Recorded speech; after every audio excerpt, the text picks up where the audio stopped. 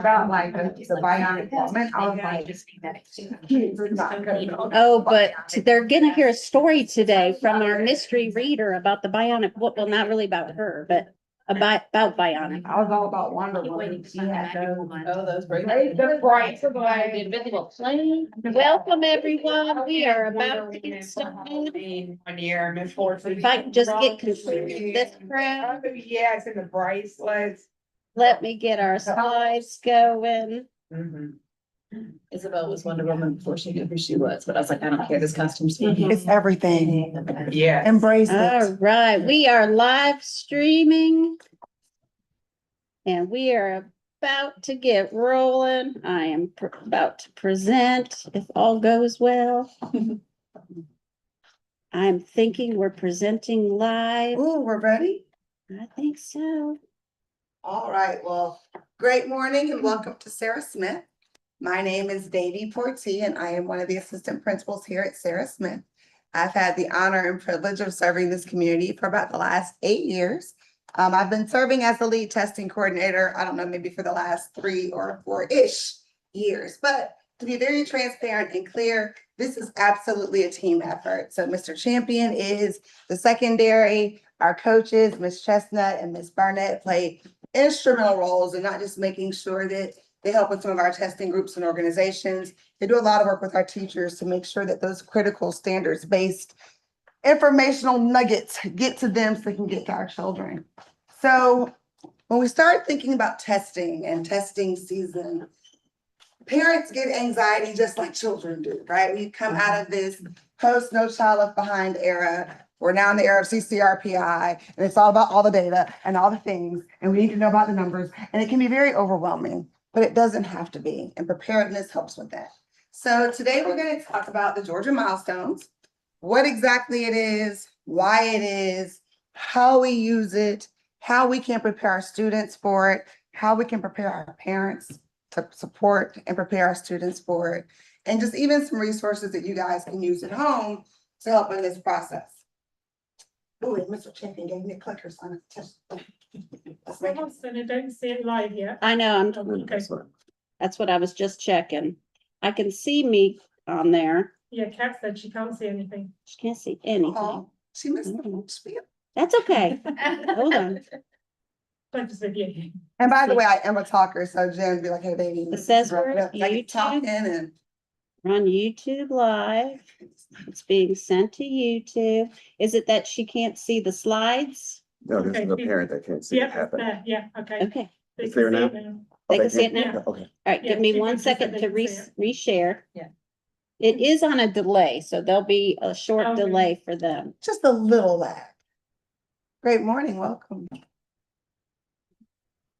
Go back. You don't have to redo your spiel. Well, That they can spiel. pick up. I forgot to mention a very wonderful thing that Mr. Champion has put on this very first slide. It is a QR code that will take you to this presentation.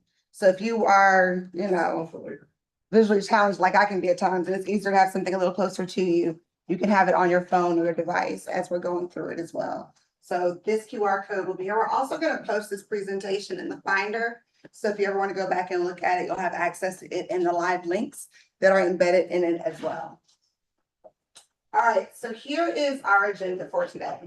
We're going to talk about just generically, not in the weeds, just generically, what are the Georgia milestones, our various levels of performance, the assessment administration dates. You would think it'd be one and done, but oh no, this is weeks of fun.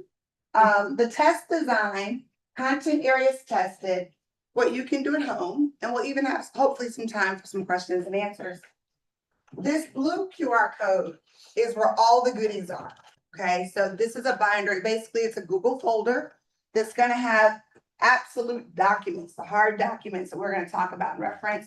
I might show a couple to you today, but it's a great one-stop shop where everything is going to be for you to be able to have some hands-on things. We don't want to necessarily kill all the trees and print them out for you today. And for those that are viewing online or viewing with us, if you click on the QR, it should act as a link. If you opened it. Like if you're, yeah, you won't have to figure out how to see it. See, he gets all that, the gadgety stuff. He makes it snazzy. For All right. anybody watching that has Try to go friends back. watching at home, can you ask them if they can see the slides? And right now, some of those PDFs that seem like a lot, I'm gonna drop them in grade level folders for you. So that when you're looking for third grade, you can just click third grade. We just had a little reorganization this morning, but it'll be ready for you, won't leave. Yes, they can. All right, we rocking and rolling? Okay. They can see them, yeah. So I'm not into reading slides to grown people because we're all readers. But basically, the Georgia Milestones is a summative assessment that's given at the end of each school year to assess our students' knowledge and mastery of state standards. So currently, our state standards are called Georgia Standards of Excellence. When I was a teacher, I started in Gwinnett, there were QCCs and the semantics letters, we have tons of them. It's education, get used to them. But right now, we are in the era of the Georgia Standards of Excellence.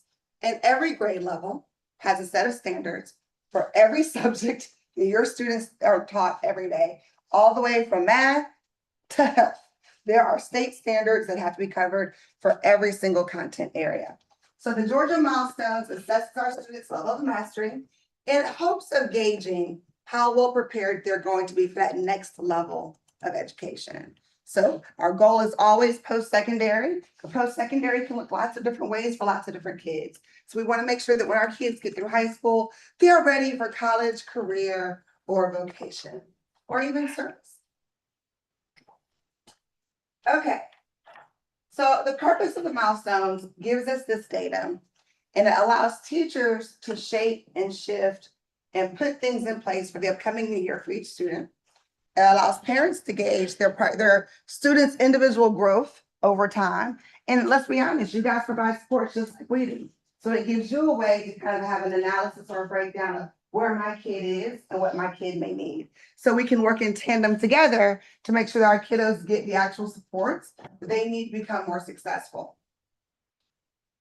This data is also used, depending on where and when you are, to provide additional support to schools. They may look at some schools' data and say, oh, this school really might benefit from a little extra this. And then we can receive extra support from state and or local districts to make sure that we have what we need to make our students successful. So this is that data game. It helps us actually get some funding and supports in various areas. So who takes this lovely test? Now, welcome to Sarah Smith. We know that we assess our babies on lots of different things. Our kiddos take math, which gives us math has an amazing correlation between future SAT and ACT predictions over time. It's a wonderful resource, but it does not assess Georgia state standards. It takes our kiddos and compares them to other kiddos in the nation, kind of with where each grade level is, but still a great assessment. A merit is taken for our kiddos who are in kinder to grade 3, and it's a new program for us this year, but it does an amazing job working with kids, reading fluency and comprehension, giving us very clear pictures of nuggets that our kids may or may not need. Milestones is reserved strictly for our 3 through 5 children. Our 5th grade children take an extra science assessment, but we'll get to that next. But it's strictly for grades 3 through 5. All students are assessed in English language arts and mathematics. 5th graders will take science. I am slightly rubbed that there is no social studies as a former social studies teacher, but we'll work on developing citizens, I guess, a little later. Okay. So when your students take this assessment, they are given raw scores. Now I'll show you a resource that you can use later to kind of look at those raw scores and try to decipher what that number-ish thing kind of means. But basically, children are grouped into 4 categories. The first category are our beginning learners.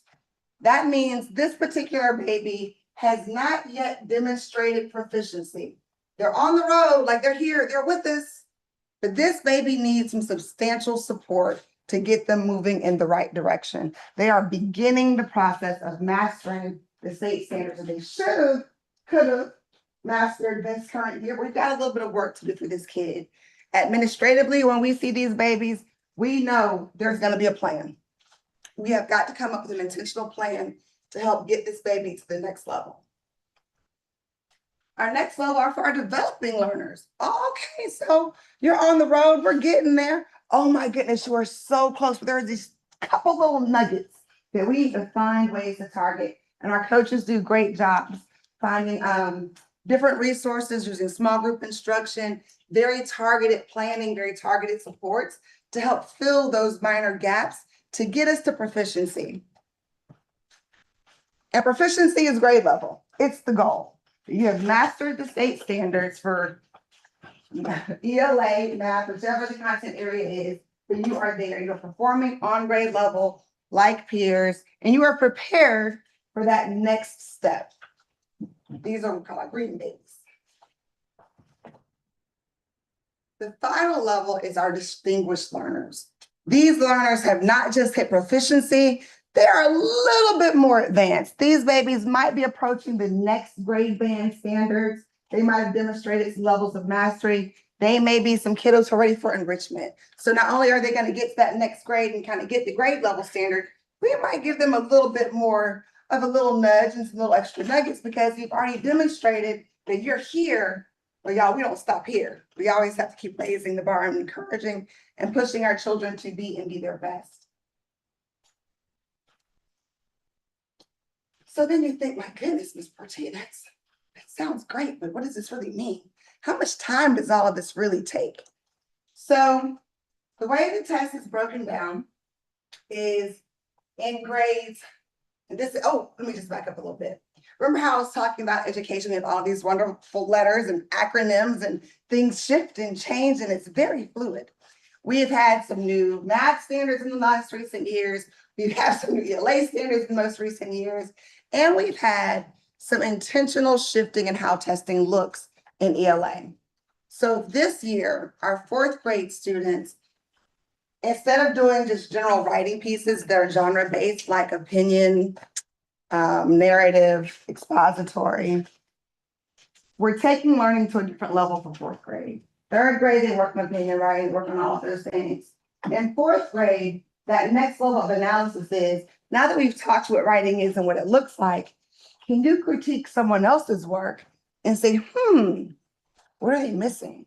Or, what could they have done better? Or, ooh, that's a sentence fragment. So fourth grade is going to be something called peer editing. And we'll talk about that a little bit differently in a moment. So when you see, when you wonder why 3, 4, and 5 aren't together in the time bands, it's because that test is going to look just a little bit different. So the ELA test has 3 sections. They will have a maximum amount of time that you'll see in this column, but typically it takes kids this long, okay? So for example, ELA section 1, my 3rd grade kid, the typical 3rd grade kid is gonna sit there and look at that test for about 50 minutes. That's the typical kid. We're gonna get in there, we're gonna do some things, and then we're gonna be done.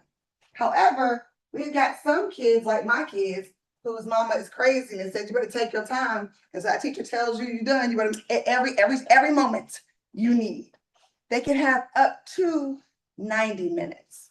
And you will have teachers who will say to their kiddos, babies, take your time.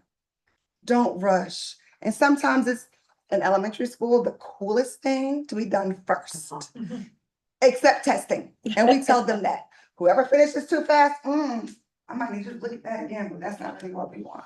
So we try to plant the culture in our students of taking your time with your test. It's not a race. It's really an opportunity just for you to show us what you know. Ms. Forte, Yes, ma'am. the children that received extended testing time, is that on top of the They max did the testing? maximum and a half. That's called time and a half. And you're right, there are some students who have accommodations that allow for that. And we also allow time for some of those students to have built-in breaks, depending on each kid's need. And again, that's the beautiful thing about modern education is that we are rather intentional about trying to meet each learner where they are, recognizing that we're not all cookie cutter, round peg in a square hole. We try to meet the kids where they are. So we often do what we call small group testing. We'll have simulation in a few weeks, which is, I promise, just testing the bandwidth of the network. So when your kids come home, they say, we had a GMAT simulation. You didn't need to study. It's not going to be graded, but the district wants us to test the bandwidth. Every kid's going to get onto DRC. Every small group is going to be pulled. If you've got a small group kid, they're going to be with their person who's been pulling them, typically for small group most of the year. Again, our coaches do a great job with our map scheduling. We try to keep that familiarity because kids get comfortable with adults. So even for simulation, they'll be pulled in their small groups. And if your kiddo has extra time or frequent breaks, we build that into the schedule. So again, this is typically how long it will take. And then this is the maximum amount of time. And if you notice, 5th grade science really doesn't take that long. Unless you got a crazy teacher like Miss Porti who says you better take all 3. Okay. So when is all of this happening? I want to say our simulation is around March 24th or 26th. Don't give me the line, it's one of those two. But again, it's just a practice for our network. Milestones testing will officially begin on April 27th for grades 3 and 5. I have to say this with my very loving, warm, serious teacher administrator heart. Please don't plan vacations during milestones. If you can help it, please don't be absent during milestones. Sarah Smith is a very large elementary school. We will be testing upwards of nearly 400 students. And when I've got students who miss on testing day, we have to create schedules to make up all of the makeups along with the next day's test. So attendance matters, it matters, it matters. So please make sure you're present for these days. We are going to begin testing with mathematics. The first 2 days will be mathematics. The 3rd day will be what we call the long ELA day. And I let Ms. Chestnut talk about it a bit later, she shall choose. And then the last 2 days are also ELA. And if you notice, the next week, only our 4th grade students are testing. But we're rolling makeups for my babies. Oh, and let's be very transparent, y'all. This time of year, flu has been really bad. It has taken out a couple grade levels on both campuses, depending on the week. So we empathize and understand if your kiddo is sick. And my mommy, teacher, administrator heart is going to say, if your baby has the cooties, keep them home. And it'll be okay. I'll run a makeup. But, you know, dousing that baby or dosing the baby with some Tylenol and sending them saying, all right, boo, buckle up, you're going to be all right. And he might be until he gets through the test, but he's coughing, sneezing, crying on everyone else. And then my class drops like flies. So if the baby doesn't feel good, we'll figure it out. It'll be fine. They always get done. Yeah, We may lose our hair, but they get done. I'm trying to get the grade to come in anyway. I mean, let's just make it happen. Okay, so 4th grade will test that week by themselves, and 3rd and 5th will run makeups. Now here's where we have something a little new. The following week, 4th grade will then have their opportunity to roll makeups. This is also a time where here at Sarah Smith, we're going to be really intentional with our certain groups of students who may need an opportunity to retest in mathematics. This year, for the first time in quite some time, we're going to offer retest opportunities to students who did not quite hit that proficiency mark. We're going to give them, It's certain beginning. Beginning, They're yes. gonna target and they will let us know the identified students at a particular range in beginning Mhm. to do some refocus and then try to give them the opportunity to get up to developing. It is not for those kids who might have been close to proficient. We're gonna bump them up. It's for those kids, like we said, that we know we've been targeting to give developing. them another chance. We give them a beginning to We develop. get told if that's our children. Yes. Yeah. Yeah, Yes, yes. And the again, district will actually send us a list of who those Okay. people are. yeah, they do a great job of giving us the who and the data and the specifics of which ones those are. And do we get the results pretty quickly ourselves or? I wish pretty quickly is relative. In your parent binder, I included a PDF on how to analyze the scores as a parent, right? The way I read it and the way you read it might be fundamentally different because our lenses are different, but it's very parent friendly. Those results, here's what's odd, and I sometimes I say too much, I'm not. Sometimes we may get numbers in quickly, but I don't have a report to share until everything, they embargo the data. The data comes in, they give us a little peek, they give us a little idea, this is what you may need to do. Then they'll say, okay, everyone can have the data. And then once everyone can have the data, we send those, and typically you'll get them with your report cards over the summer. So it's not too late, but it's not as immediate as we might want it to be. Sometimes our grade 4 results are delayed and we don't have those. Yeah, The district will usually inform us if we can send them with those final report cards, if we need to mail them later, those kinds of things. So we will keep you informed of that. yes, ma'am, Ms. Rogers. Fifth grade, get them for back specifically early, or like, how does that work? Like, I will say this, the people who need the numbers will have the numbers, and as soon as they know where your kid is, they'll let you know. And again, in full transparency, we don't even know when we'll get these retest scores back. This is new. We have no idea what that's gonna look like just yet. Yes, ma'am. when you were talking about the beginning learners, you said that, I know that math is given multiple times, and you said that it is very good at targeting students.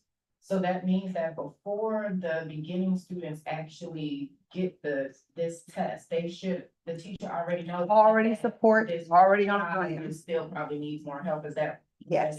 Okay. Our students who need, none of the students who need support are surprised to us, it's all we do is come through. Yeah, and that's when we use MAP, we use it to develop our early intervention plans for teachers, who's pushing into rooms, who they're targeting, who they're working with. And I'll say this, our new district resources, like we have a benchmark resource that's providing common assessments across various schools, not just grade levels, right?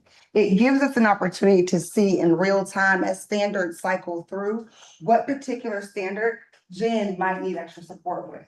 So not only do we have these big tests that are kind of like math, but they have local school resource. This is my English book. We're having intimate conversation in PLCs where when I tell y'all, you know, Ms. Porty loves a spreadsheet, but our teachers love data because they're sitting working with the coaches and they're very intentional about which kids need what and how we can make sure they get it.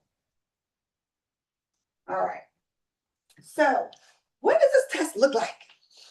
I mean, I know when I took tests like the ITBS, it was a booklet and I had to bubble. I was bubbling a lot of things and I was flipping pages. This is not that. And I remember as I was living in the classroom, I could give them a test on a Google form and it would grade it and it was great. And they would just click it and be done. Multiple choice isn't just multiple choice anymore. Our students are gonna see questions that are gonna say, which 3 answers are the best? Or check all that apply. Or drop and drag this to the category that it belongs in. These are what we call technology enhanced questions. In mathematics, they're typically going to have a selected response or a technology enhanced where they may have a visual or a graph or something that they actually have to manipulate. This is all Bloom's taxonomy, higher order thinking. We want our kids to be competitors, right? So this is typically what our math questions are going to look like. In ELA, you'll see a lot of similar things, right? You'll see selected response, technology enhanced. But this is where we've got 21st century learners who are actually working on writing. And these writing in elementary school is unlike anything you ever could have told me that I would have been able to do. But these children are dynamic and they are crushing it. It is amazing. Our right score data has been on fire lately, so we're very excited. We're making growth and gains. In 3rd and 5th grade, they will have a writing task. Ms. Chestnut, I don't know if you want to do a quick little blurb on what that might look like in 3 and 5. Sure. So in 3rd and 5th grade, students will get between 2 and 4 sources to read or internalize. So it could be 2 passages about a topic, something multimedia. So it could be a podcast that they listen to, or it could be a video. And they can rewind it, they can go back. Same thing as rewind. They can turn on. Sometimes I hear myself after I've said it. They can turn on closed captioning for the videos. Actually, the closed captioning is automatic. They turn it off if they don't want it. And then they'll have a scenario, and the scenario will pose a research question. And the research question is going to be about their opinion. This is the first time that we have known what genre students were going to write about. And so we have been able to really focus on opinion writing this year since we know that that is our focus. So then students will have to formulate an opinion, and it will be, they'll have to use evidence from all the text. You know, we've put things in place where APS came out with a graphic organizer. Maybe y'all seen it at home. Ask your children about it. But it's really great because it helps provide a structure for writing in a quick way that students can get their ideas down. And then they have to provide evidence and elaboration and their opinion and conclusion, and they're all things we've been working on all year. And that's what they will do. They will work about that. Yes. So on the Georgia DOE website, there's always, like, the third and the fifth grade, it tells you the percentage of, readers there are, or proficient, I can't remember the exact word, basically, you know, at a particular school, how many readers are basically reading at the proficient level that Georgia is grading them.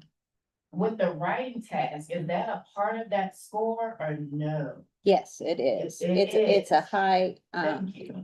in us getting to proficient, Mhm. we need students to perform well in writing because literacy is both reading and writing. Mhm. But we do have a separate score that we get, which is reading readiness, which gives their lexile range, which is also determined by the responses that students are giving on this test. And so we can separate out to see, we have these students who are ready with the reading, but maybe they're not scoring proficient yet on milestones. And so that lets us, we can correlate the two to know we got to work with these babies on their writing. And is the writing task an actual writing or you have to type? That was my question. They are can typing draft on a paper. computer. Well, that scratch paper, you can formulate thoughts, put them on paper.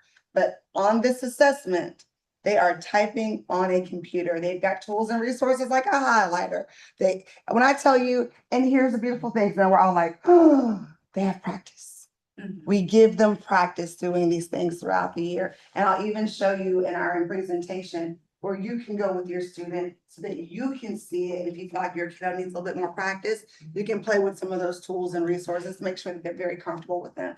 But I want to say even some of the resources and their other assessments mirror very closely to what the DRC looks like. The right score assessments very Mhm. much mirror. And so, we've been able to do a lot of practice and put things in Google Classroom for students to kind of get practice with that, as well as the benchmark assessments through the reading program have a lot of the technology enhanced questions that are similar. And teachers have even worked on like, okay, we're gonna do this practice test and you're gonna take time to read this. And then as they see that most students are finishing, okay, you should be, finishing up reading. Now start thinking about your graphic organizer. Okay, you should be moving on from your graphic organizer to try and help them structure that because time can just get away as a child. And this practice helps them understand the pacing Mhm. of where I should be at what time. And let's be very transparent, especially with our third graders. This is building stamina. There is a such thing as testing stamina. And the scorers for the writing do know this is draft writing. Yes. They're not expecting a fully ready to be published page. They know that it's a rough draft. But we've spent a lot of time working with the graphic organizer so that as soon as kids sit down, they can jot out that graphic organizer and organize their thoughts, because that's the hardest part with the time test is you may have it all in here, but being able to organize it in that timed fashion is the hard part. Where can parents find that graphic organizer and see examples of that? I've got a couple things for you. So I am going to ask Ms. Chestnut to share the APS graphic organizer that your kid is specifically seeing. But in your parent binder, you'll see a writer's checklist that is provided by the state. And that checklist, believe it or not, will be on your baby's screen as they're writing. So they will have some point of reference. They may not have our beautiful graphic organizer, but they will have some of those key reminders that are going to be really critical for scoring. We'll upload it in Yes, we'll put it in the that same APS graphic organizer in the folder too. I'll put that in the binder. Jen, the peer revision task? Yeah, so the peer revision task is new for fourth grade.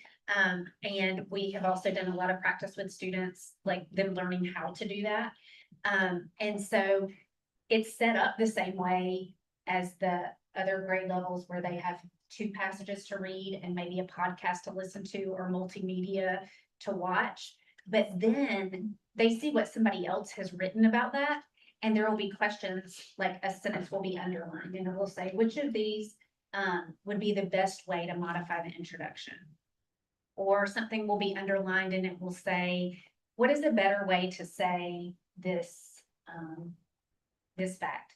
Or look at the passage and identify the sentence that doesn't fit with the passage.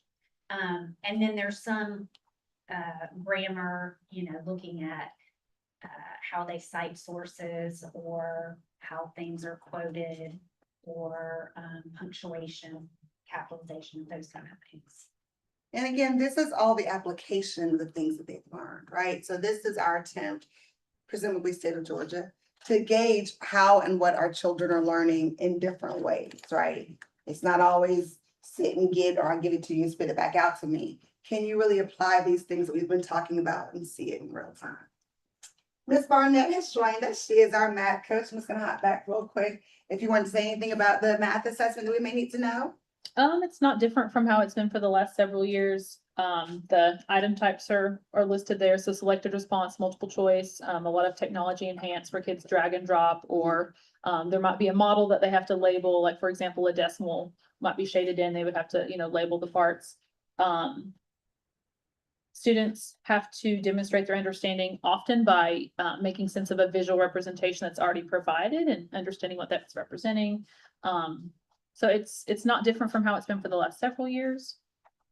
Nothing too complicated. Those visuals, are they in black and white Yeah, or are they color? they, it's like blue and white, I would say. The test I will interface say is like this. a, If we have a student who needs via their IEP or 504 contrasting or cover overlays, those things should be in their IEP, and that's an accommodation that I enter, and the test makes the adaptation for the student. So that is very real. Like a few years ago, I had a student who required a larger font. So those kinds of accommodations, again, based on individual needs, are available, and parents would know. When we look at the practice online test, which we'll give links to, it looks like what you see in the practice online because they make one from the other. Absolutely. So Jen kind of took us through this. So on day one, ELA, which will actually be our third day testing, the maximum amount of time for our kids who do not receive time and a half is still 90 minutes, guys. So we know that we talked about all the writing and all the things. Your baby still has an hour and a half to get those thoughts formulated, get the graphic organizer done in their first draft. And for the standard student, that's more than enough time. And the ones that need more, we allot them more. There's typically, it tells you about 3 selected response. Then we've got the extended writing for 3rd and 5th and the peer revision for 4th. That is our longest day of testing. Love your babies on Wednesday when they come home. Give them a good night of rest on Tuesday when they come home. And I'm happy that the district has shifted this to not being the first day, because on a Monday, that's hard. This is the long day. This is the day that they feel it. And for some of our kiddos, this is the day that they stress the most. I have a question. Yes, Is most testing done before lunch? first thing in the morning. Okay. So our kiddos have a great breakfast. We send them to class. We give them some love. We do some affirmations. We call teachers down in waves to come get bins and baskets. And then we have a hard start time. All right. You guys gave us a pre-warning, right? Like, hey, don't forget next week is. Yeah, you're gonna Oh, see yeah. things in Parent Square. We'll have lots of loving reminders that milestones is kind I of. like these slides that breaks out, this is what they're doing. Maybe we could take and snip this and say, tomorrow we're doing this. I think that would be really good. I've never done that before, but I love how you have it broken down here. All right, and again, y'all, in 3rd grade, you could not have told me I was gonna be reading 3 or 4 texts and then sitting down and putting together writing, but our children have received not just quality instruction, but tons of practice at this. So don't stress them out, like they got it, they're ready, they're excited, and they know they're gonna knock it out. Nothing's gonna be a surprise for them. Nothing. So parents, what can we do for you? This is very anxious, right? This makes us go, now, fortunately, we're not in the era of high stakes testing where, it's doom and gloom. And if we don't pass, oh my gosh, we're not gonna make it to the next grade. It's none of those things. This is truly done in the lens of how can we better prepare our next wave of teachers for what this kid needs to get them on the road of success, to make the gains for them to get to the end goal for whatever that goal is for that kid, okay? So encourage your babies. Speak life into them. Give them loving moments where they feel like they're being valued. Tell them this test is not judging you, baby. This is not a judgment. This test is just going to give us information. It's going to help us know where you are and what you need and how we can make you successful. So sometimes it's all the way we frame it. And literally, I just read something the other day that was talking about the little boy and the butterfly. You guys ever heard that story about the little boy and the butterfly? His parents gave him a cocoon, a butterfly cocoon in his hands, and they said, just be patient and watch. And he was supposed to watch the butterfly do all the little shimmy and then the cocoon and do the things and break the catalyst and come out and fly away. But he thought that the cocoon was struggling. So he got some scissors and he opened the cocoon, helping to free the butterfly, or so he thought. When the butterfly got out, its wings were too weak and it couldn't fly. And it fell to the ground and didn't survive because it didn't struggle. And sometimes struggle is productive and it makes us stronger so that we can fly and be great and beautiful. So we've got to frame this test in a way that, hey, if it's a little hard, it's okay. Because hard's gonna make us great. And we're gonna get this information and we're gonna become all the things that we're meant to be. Help them. We're gonna provide you access to some resources. I'll tap those two things in a second. I struggle sometimes with being a little too, hey, did you get a good night? I push a little hard. It was that competitive athlete in me. Don't push the babies. They're getting all the support that they need here. They're getting encouragement here. When they need a little nudge, trust me, they're getting a little nudge. When they come home, they don't need that extra, just too much. Give them some love and support. There are 2 live links here. This link takes you to the Georgia Online Experience. In your parent binder are directions on how to use this. Because, sometimes things aren't as intuitive for us all as we think it may be, but we provided instructions in that binder. Is it up there? That link that said parent resources are all the parent resources in one PDF, just in case you don't want to flip through them all and open them all. So this is a very long document, but you see the very first slide is that online study that Georgia experience I just took you to. It's a very quick, hey, this is where stuff is. See how that looks familiar? This is the how you move through it, give your kid the practice that they need. It's more all stuff about that, hang on. Because I wanted to show you something here called, and you got your testing calendar, see that? Yep, it's in here. The state gives us something called achievement level descriptors for parents. This is a parent-friendly way for you to understand in ELA in 3rd grade. These are the attributes of each type of learner. You'll see that for ELA and math. And then when you get down to, hold on, and then the 5th grade, there is one for science as well. These are what we call test blueprints. I'm not going to spend a whole lot of time on this because it can get really bogged down, but it breaks down the number of questions and which standards and what you might see. So if you're that parent that's really in the weeds, or you've gotten a report from your teacher and your teacher says, oh, baby girl is struggling with ABC standard. You can look at this and see which standard it is and how many questions they may or may not see in that standard. It's just a great resource, a great place for you to find all the state resources just in one concise place. Sometimes it's hard to go to that state website and pull out the things that you need, but we've tried to put them all here in the binder for you. Thank you, Mr. Champion. So help them practice. They practice here, have some practice time at home, not necessarily every day, but maybe one day, 1 or 2 days, we sit and take a look at this platform and we see what it looks like. And are we gonna play nice? Oh, yeah. Okay. There are test taking tips that many of us have heard growing up that you can share and reiterate with your kiddos. Look at the test questions. Take that easiest question first. If I'm looking at options A, B, and C, and it's telling me I only got one answer, I know B and C are wrong. I'd rather have a good guess at A and D and eliminate my poor choices. So at least I'm at a 50-50 shot. There is sometimes an opportunity where you just got to go with that educated guess. I might not know what it is, but this feels like right. Y'all, I can't stress this enough. I've got 3 boys and sometimes getting them to slow down and just say, baby, did you read that? Did you read those answer choices?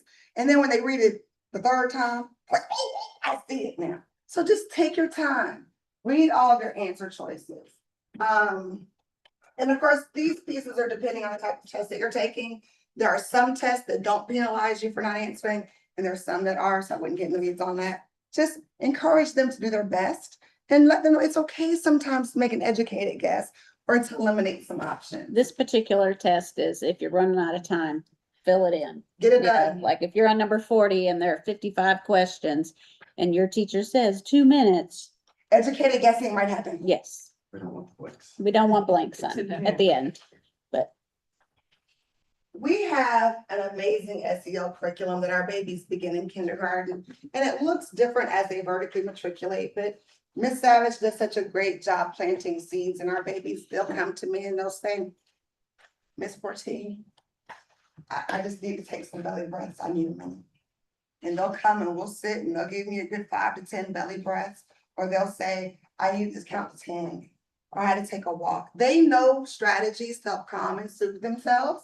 But encourage that. If you've got some calming strategies at home that you know work well with your kiddo, let them know, hey, if you're getting halfway through this test and you're having that feeling, it's okay to stop and breathe. It's okay, although not heavily recommended, if you need to go get some water for a minute, or you need to go to the restroom.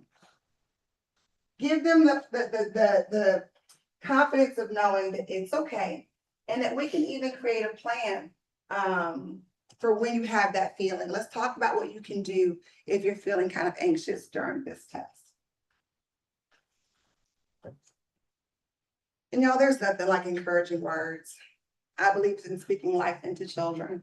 And sometimes they just have to hear, man, are you excited? You're gonna be great today. Today is gonna be a great day. I know you guys have been working hard all year. And this is gonna be so exciting. And it's just gonna be all the great, wonderful things. So just finding uplifting words in this test isn't doom and gloom, and it doesn't define who and what you are. It's one moment, one snapshot in time of what you're able to do on a particular day. It's not who and what you are. It's just something to help us figure out how we can make you a better learner. And when we frame things that way for our kiddos, they internalize and look at this in a very different way. And it goes from being that end of the year thing. I feel like y'all, you know, I'm a 20-year educator. I remember when No Child Left Behind hit, and our babies had test anxiety like nobody's business, and some of them would cry. I haven't seen that in about 6 or 7 years because there's been a shift in mindset. And so we need to make sure we continue that with our kiddos and make sure that they know this isn't doom and gloom. This is just giving us helpful information, and it's going to make you a better learner. And they're not gonna get everything right. The goal is just for them to be as relaxed as they can be so that they can show us what they know. The goal is just to show us what they know. Well, I think If that's they're like, stressed, then they're gonna miss things that they do know how to do. So so last week, I don't know where it started, but a lot of kids will say they've been told that if they fail, they've got to do summer school and then they'll have to do the same thing. I was like, that's not the case. But then yesterday, like my child came home and she said the teacher had talked about it and said, no, it's just so the school can see that they're teaching correct. But last week there was a lot of children upset because I don't know where it came from, but they were told that. It's one kid saying it. Yeah. I'll say just, And there was a day that was the case, Right. but the world has shifted. thank goodness. And then you also have to understand that kids are kids, and sometimes kids listen to other kids, or kids are coming from other states. And we've got transient populations and kids are coming in who might say, ooh, if we don't, and that teacher has to come back and reaffirm, yeah, maybe not here. which is why I This is what we encouraged do. it. The teacher did say that. Yeah, that's good, because when I was told yes, I was like, oh, that's good, because I was gonna ask, speak to the teacher then, it's like, yeah, this is what they told me yesterday, she goes, you were right, Mum, that's. So this particular slide, we didn't get in the weeds of some exact specific things, but this slide gives you some specific things that you can do with your kiddo to kind of help relieve some of this test anxiety. Down to like, I love the idea of having a test day mantra, right?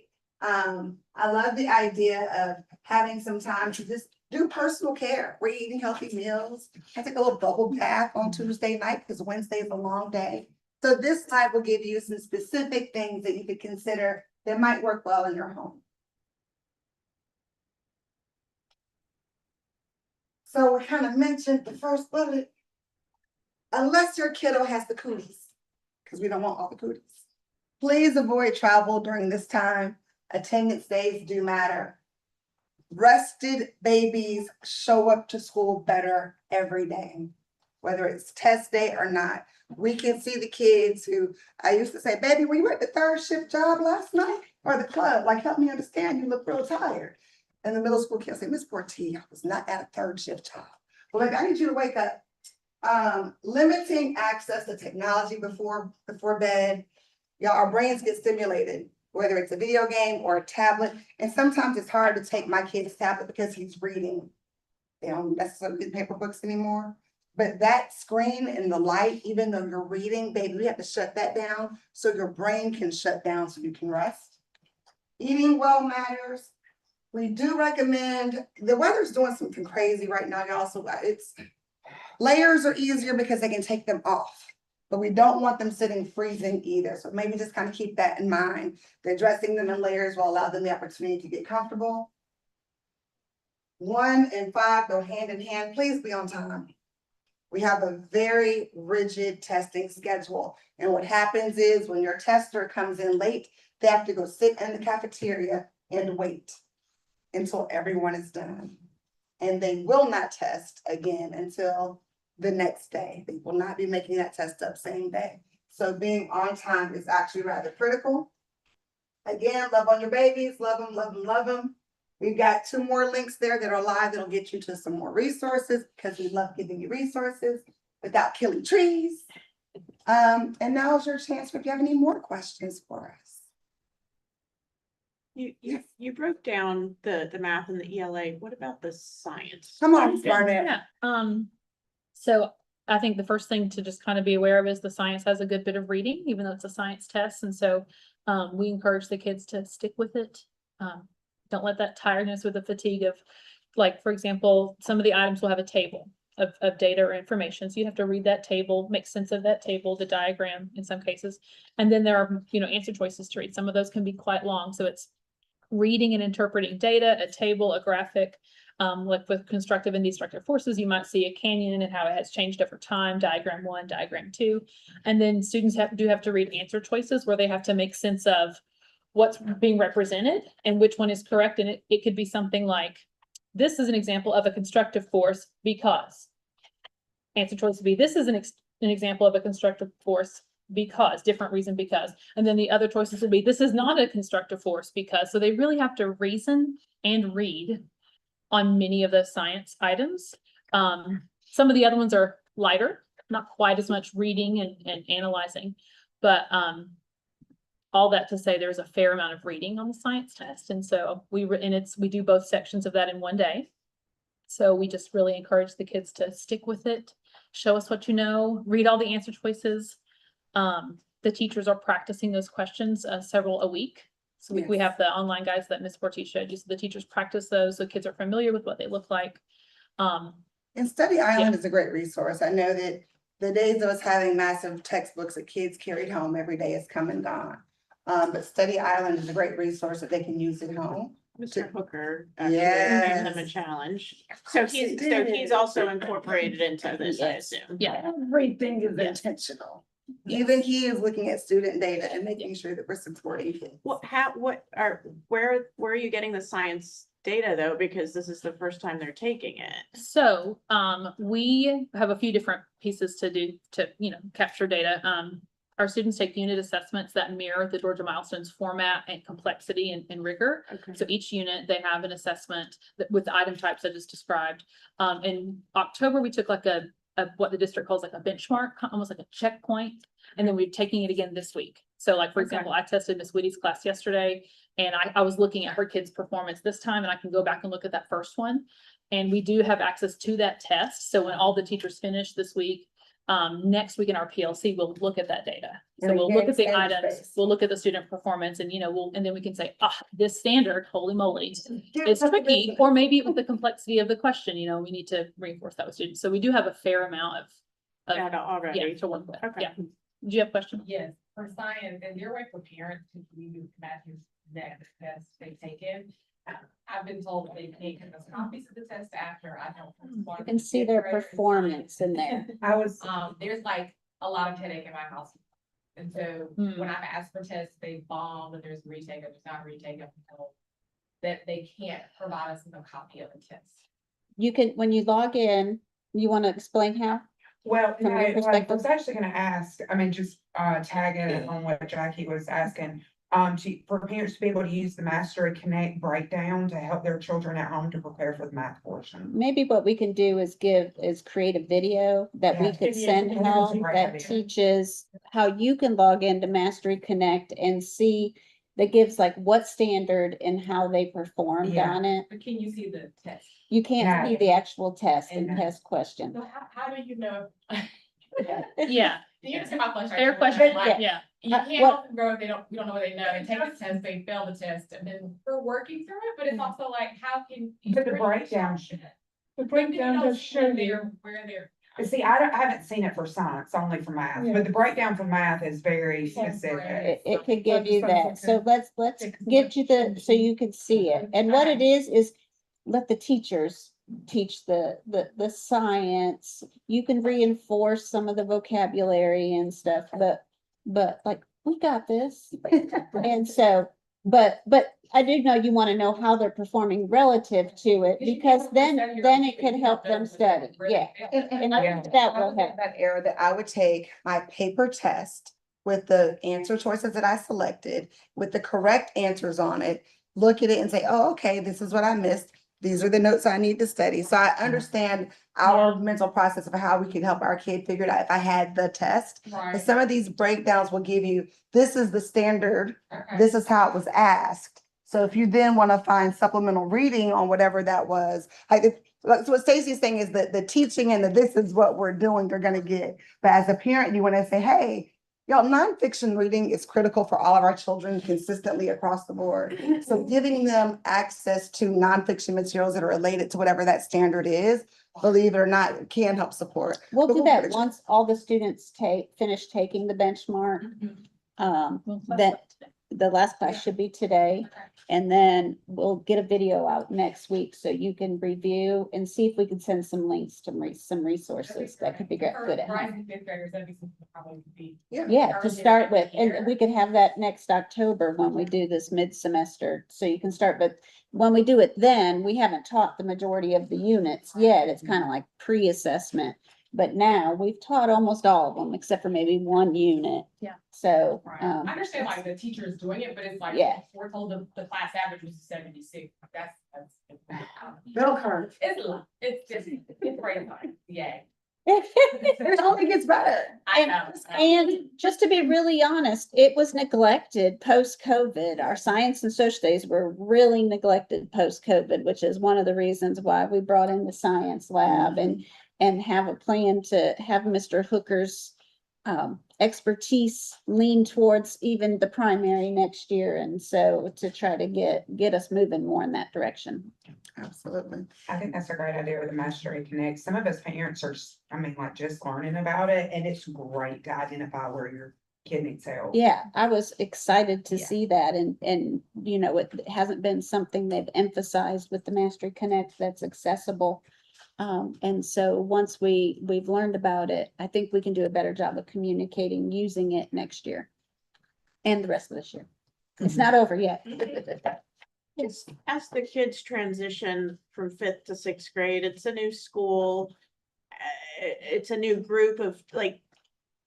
Are the Sutton teachers only gonna get the raw data? Are they gonna get info from you guys specifically? Like, how does that handover happen? It's amazing because it's all done digitally. We share district-wide a data portal called APS Graphs.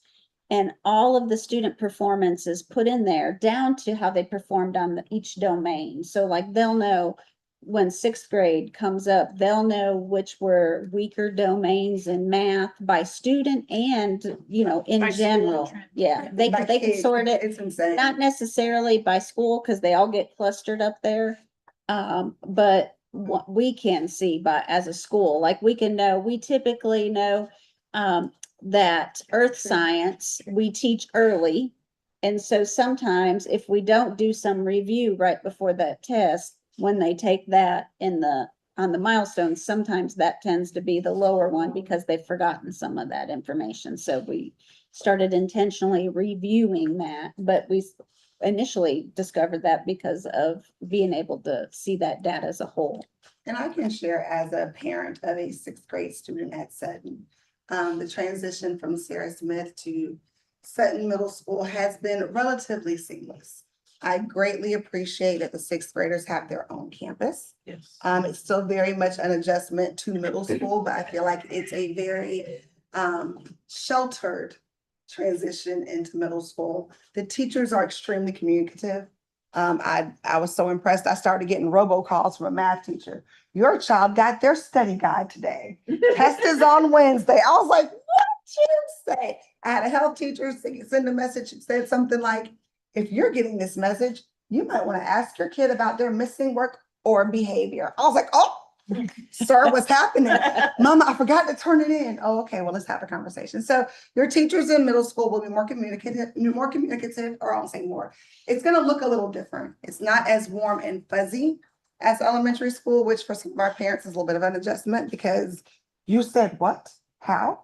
And the teacher's gonna be like, yes, and I meant it, they need to fix it. So it's gonna feel a little different, but I think Sutton does a great job transitioning our kids over. They do pretty well. Okay, so while I'm on my soapbox of what's coming, I will share for our fifth grade parents that is it March or April, we're gonna be having a human development unit coming up. The last week before spring break, so it's March and April. So March and April. But the beautiful thing about this unit is we will have an opportunity for parents to come in and take a look at the curriculum. You will have the option to opt out if you should so choose. We did the pink spot here with the ladies for 3-5. It was amazing. It's a very different feel. So let's be clear. The pink spot is, this is your safe space. This is what you do if it happens. This is what's happening at a very superficial level, just in case our ladies need to know.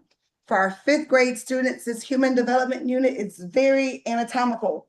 It is very much, this is your body. This is what it's going to do. It's not that stuff that comes later with reproduction, but it is the beginning of, this is your body. So as a parent, if you're interested in coming in to see that curriculum, when you get your flyer and you see it on Parent Square and or in your Wednesday folder, feel free to come by because it can, we're at that, babies are getting older. So if you want to know and see, we have that available for you. It's only for fifth grade parents. Only Yes, fifth only grade. It's a fifth grade district lessons, health lessons that we do. And it will be coming out. Coach Sprague has set aside a couple of days and times where he'll be available to go through the curriculum with you, but our entire specialist team will be teaching Yes. it to fifth grade that last week, right before spring break. So we're gonna load them up with lots of information and then send them out. And they will be separate. So our female specialists will have our females and the male specialists will have the males. It's and- basically about puberty. Yeah, and even just, and again, our pink spot girls are gonna be good because they've seen a uterus, right? We showed them a uterus and fallopian tubes, but they're gonna actually, our female students are gonna look at a male genitalia and they're gonna say, oh. this is Diagram. a diagram. Diagram. Diagram. But This is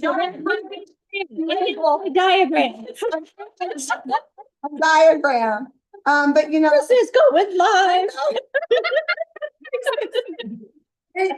Again, we have to have these moments where we can have a laugh because our children are gonna have to have them too. But we are living in an era with technology and access that our children have access to more information than we ever did. And we'd rather them be prepared with accurate, authentic, vetted information from professionals than talking to a friend in the hallway and not having an understanding of their bodies. So to each parent their own. It does not get in the weeds on things that are, for home, but it very much just kind of says, hey, this is your body. And then as they matriculate, other things come. And there is an opportunity to opt out of those lessons as well. If it's something like, nope, I want to handle this all myself at Totally home. fine. You're welcome to even use the resources and stuff that we have, but, we will, that'll be coming out. I think it's next week and, on Wednesday in the Wednesday folders. So be on the lookout. Teamwork. So guys, it is now 9 o'clock. We greatly appreciate your time today.